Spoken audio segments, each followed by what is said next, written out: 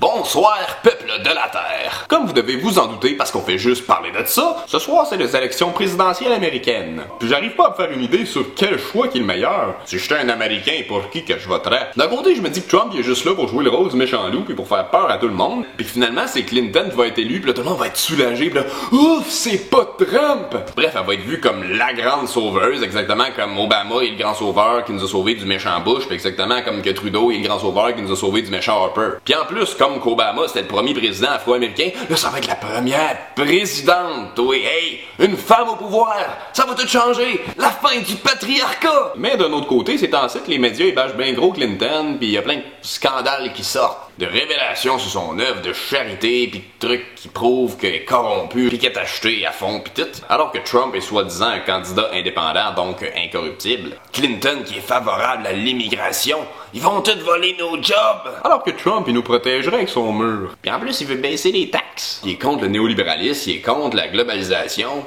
He's the man. Clinton est pour la globalisation, puis le libre-échange. Dans le fond, peut-être que c'est Clinton, la grande méchante loup.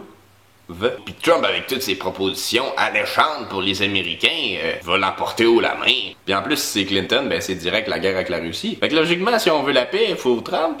J'espère que je me trompe pas. Trump il est pour le peuple, puis Clinton est pour Wall Street. Me semble, c'est évident. Quel choix qu'on va prendre. En tout cas, ma prédiction pour cette élection, c'est sûr que ça va être Clinton avec l'illusion qui est moins pire que Trump, ou bien ça va être Trump avec l'illusion qui est moins pire que Clinton. On se mentira pas, les deux choix sont de la crise de merde. Que ça soit un ou l'autre, il y a du monde qui vont capoter à soir, puis qui vont faire des émeutes, puis qui vont... Je sais pas quoi là, mais... ça va être la pagaille à soir. For real, le changement peut pas arriver par ceux qui sont là pour que ça change pas. Que ce soit un ou que ce soit l'autre, c'est toujours le même système en place. C'est toujours les corporations qui ont le vrai pouvoir puis le vrai dernier mot sur tout. Mais pas me dire que Trump il est indépendant là. Puis même s'il l'est vraiment, il y a des intérêts personnels. Il a investi genre 1 million à Energy Transfer Partners, qui est entre autres derrière le projet très controversé Dakota Access Pipeline. Que ce soit Trump ou Clinton qui l'emporte, c'est pas ça qui importe. Parce qu'au final, on n'a pas ce qu'on veut vraiment, puis on se fait imposer des lois qu'on veut pas pantoute. Ce qui compte, c'est qu'on se laisse pas à croire que ce vote-là aux 4 ans, c'est le seul vote qu'on a. C'est une illusion de choix, de démocratie, mais le vrai choix, il est à tous les jours. Puis c'est pas qu'un petit papier puis un crayon puis une urne. Faut pas oublier que ces criminels-là, ils ont juste le pouvoir parce qu'on leur laisse. Parce qu'on est collectivement convaincus qu'on n'a pas le choix de subir leurs décisions puis de se plier à la volonté des politiques puis de notre haut grand gouvernement. Rappelons-nous que personne ne dirige si personne n'obéit. C'est le rôle principal des élections, toujours nous faire croire que le changement s'en vient, aux prochaines élections, ça va être mieux, de nouveaux horizons sont à venir. C'est pour nous faire constamment à croire que le bon politicien, c'est sûrement le prochain. Vous avez juste à mieux voter la prochaine fois, puis en attendant, ben on se plie aux lois, parce que la loi c'est la loi. Faut arrêter ça! Le changement peut pas arriver par ceux qui sont là pour que ça change pas. Pis si ce qu'on veut c'est d'être libre, pourquoi qu'on voudrait élire quelqu'un? Si on a besoin de quelqu'un pour nous donner nos libertés à notre place, on n'est pas libre. Les libertés ça se demande pas, ça se prend. Si on est libre, on n'a pas besoin de demander à quelqu'un pour avoir le droit d'être libre. On est libre, on fait juste le faire.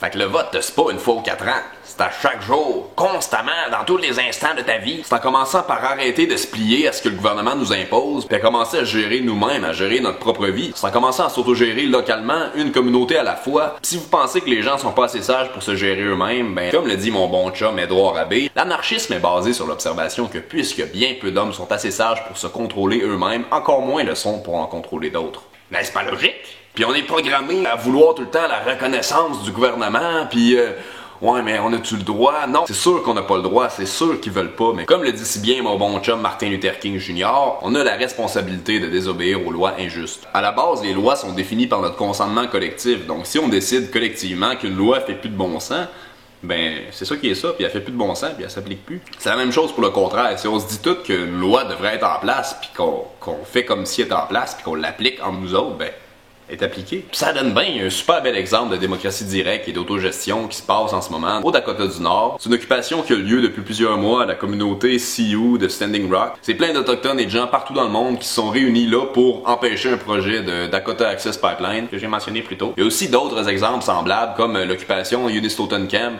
au BC, ici même au Canada, qui dure depuis maintenant 7 ans pour bloquer des pipelines là-bas aussi. Puis dans les deux cas, les gouvernements insistent sur le fait que c'est leur terre puis qu'ils ont tous les droits d'aller exploiter souhaiter ce qu'ils veulent là-bas. Mais les gens sur place savent et appliquent leurs droits. Ils stand their ground, comme qu'on dit. Ils savent que les déclarations du gouvernement et des corporations sont criminelles, sont basées sur des mensonges, sur des génocides, sont peut-être légaux, mais certainement pas moraux. Puis vous savez la différence entre un esclave et un être libre? L'esclave se demande qu'est-ce qui est légal. L'être libre se demande qu'est-ce qui est juste. Selon moi, c'est des super beaux exemples d'autogestion, puis ces sujets-là sont pas mal plus importants que ce qui se passe dans les élections. C'est une bataille pour tout le monde, pour les générations futures. Si on veut un jour être libre et être maître de nos décisions, ben je pense qu'il faut vraiment s'inspirer d'eux autres puis les joindre parce qu'ils ont vraiment besoin d'aide en ce moment, ils ont besoin de support, les polices ils essayent de les passer tout le temps puis ils ont besoin de couverture médiatique, ils ont besoin que vous en parliez, ils ont besoin de tout. Et avant tout, oublions pas que le seul vrai vote qui compte, c'est notre argent. C'est pas en espérant élire quelqu'un qui va donner moins de pouvoir aux corporations qu'on va en donner moins, c'est en donnant nous-mêmes moins de pouvoir aux corporations avec notre cash. C'est pas sorcier, on vote pour les corporations qu'on veut maintenir en vie quand on paye avec notre cash. Sans notre cash qui vient payer ça à la fin du bill, ben je veux dire, la corporation est morte, là. Elle peut pas vivre sans notre achat.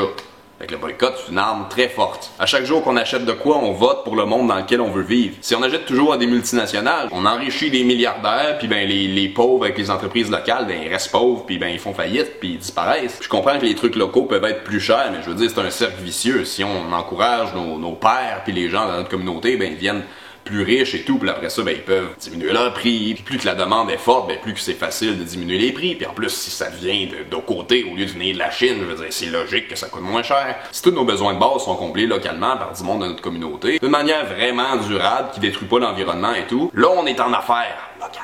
Puis il n'y a aucune raison pour que ces corporations destructrices-là restent en vie. Bref, je crois que c'est à nous d'incarner nos droits, nos libertés, notre autogestion, notre démocratie directe, tout en arrêtant de financer les pouvoirs corporatifs globalisés, en se donnant bien sûr les outils pour le faire, les capacités pour le faire, donc les alternatives pour le faire. Puis ces alternatives vertes et locales-là, ben une fois de plus, le changement peut pas arriver par ceux qui sont là pour que ça change pas, ça va pas arriver des grosses multinationales, je veux dire, ça va arriver de nous. C'est à nous de créer notre monde. Arrêtons de croire en l'autorité, commençons à croire en les uns les autres. Le changement, c'est toi pis c'est moi. Le pouvoir, c'est toi pis c'est moi pis c'est sur ma propre vie pis c'est sur ta propre vie. Je n'ai pas à me dire que je peux pas chialer si je vote pas. C'est pas moi qui remets mon consentement dans la main des criminels pis qui s'attend à une bonne job de leur part. Là. Au moins, je me déresponsabilise de tout ça puis je garde mon pouvoir décisionnel pour moi-même. Ouais, cette année, cet hiver, aujourd'hui, comme à chaque jour, je vote pour moi. Puis je t'invite à voter pour toi. Je pensais à ça puis j'ai peut-être un troisième scénario possible qui pourrait arriver. Considérant que Trump et Clinton sont tous les deux pas mal détestés et craints par tout le monde, considérant qu'Obama il est pas mal charismatique puis pas mal apprécié malgré toutes les horreurs qu'il a faites, puis que les médias le bâchent pas tant que ça même s'il est en fin de campagne, considérant qu'on est officiellement président jusqu'au 1er janvier 2017, à moins qu'il y ait un état d'urgence ou quelque chose qui prolonge son mandat, peut-être que c'est ça qui va arriver, comme ça va être le chaos, la panique, fait que là, le monde va accepter là que Obama reste président, c'est comme, ben oui, c'est mieux que ce qu'on a. C'est une théorie, c'est peut-être ça qui va arriver. Fait que c'est ça. Fuck les élections! Démocratie mon cul! Retour aux sources. Pouvoir au peuple. Vote for nobody. And vote intelligently with your money. Free yourself to free the world. Notre révolution, tant attendue, est arrivée. Et elle est verte, pas rouge comme ma face.